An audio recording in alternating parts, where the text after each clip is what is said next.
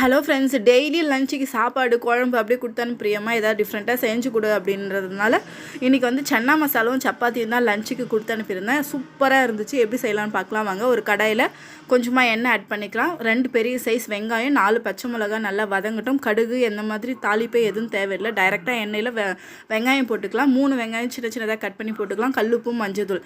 பக்கத்தில் வந்து நைட்டே ஊற வச்சிருந்த கொண்டக்கடலையை வந்து ஒரு 5 விசில் விட்டு இறக்கி வச்சுட்டேன். ப்ரெஷர் எல்லாம் போனதும் மசாலா நல்லா வதங்கினதும் சுண்டல் போட்டுட்டு தனி மிளகாய் தூள் 1 ஸ்பூன், கறி மசாலான்னு கிடைக்கும், ஆச்சி பிராண்டது கறி மசாலா, அது 1 ஸ்பூன் மட்டும் தான் போட்டேன். 10 ரூபாய் பேக்கெட்லேயே கிடைக்குது. வாங்கி வச்சிங்கன்னா இந்த மாதிரி மசாலா ஐட்டம்ஸ்க்கெல்லாம் போட்டிங்கன்னா சூப்பராக இருக்கும்.